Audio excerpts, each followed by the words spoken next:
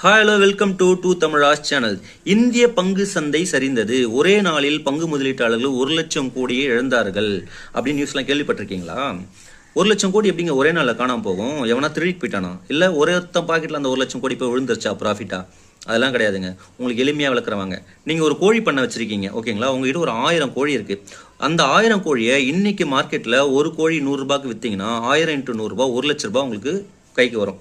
ஆனால் நீங்கள் விற்கல, ஹோல்ட் பண்ணுறீங்க.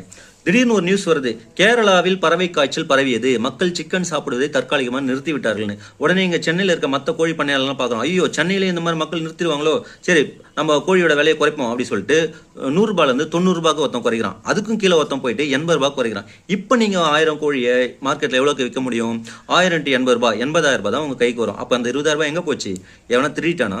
இல்லை இல்லையா? அது ஒரு நோஷனல் லாஸ். அதாவது அன்டில் ஆர் அன்லெஸ் நீங்கள் விற்காத வரைக்கும் அது உங்களுக்கு லாஸ் தான். நீங்கள் விற்றீங்கன்னா அது ரியலைஸ் லாஸ். ஆனால் நீங்கள் விற்கல, ஆனாலும் இன்னைக்கு சந்தை மதிப்பு அவ்வளோதான். நீங்கள் வச்சிருக்க பொருளுக்கு சந்தையில் அதுதான் மதிப்பு.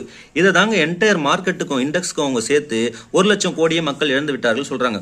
ஒருவேளை ஒரு வாரத்தில் இல்லை ஒரு 10 நாள்லையோ பேனிக்லாம் நீங்கி கேரளாவில் திரும்பவும் மக்கள் சிக்கன் சாப்பிட ஆரம்பித்து விட்டார்கள், பயம் நீங்கியது அப்படின்னா நீங்கள் வச்சிருக்க அந்த கோழியோட விலை திரும்ப 80 ரூபாய் 100 110 ரூபாய்க்கு போகும். அப்போ நீங்கள் லாஸில் இருக்க மாட்டீங்க. அப்போ இடைப்பட்ட இந்த பேனிக் டைமில் உங்களோட வச்சிருக்க பொருளோட மதிப்பு குறையுது இல்லையா? இதை தான் லாஸ்ன்னு சொல்கிறாங்க. இது ஒரு நோஷனல் லாஸ், ரியலைஸ் லாஸ் கிடையாது.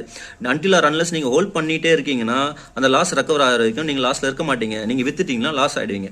இது தாங்க 1,00,000 கோடி மக்கள் இழந்துட்டாங்கன்னு சொல்கிறாங்க. ஸோ இப்போ தெளிவாக புரிஞ்சிருக்கும்னு நம்புகிறேன். ஸோ நெக்ஸ்ட் டைம் இந்த மாதிரி நியூஸை கேட்கும்போது புரிஞ்சுங்க.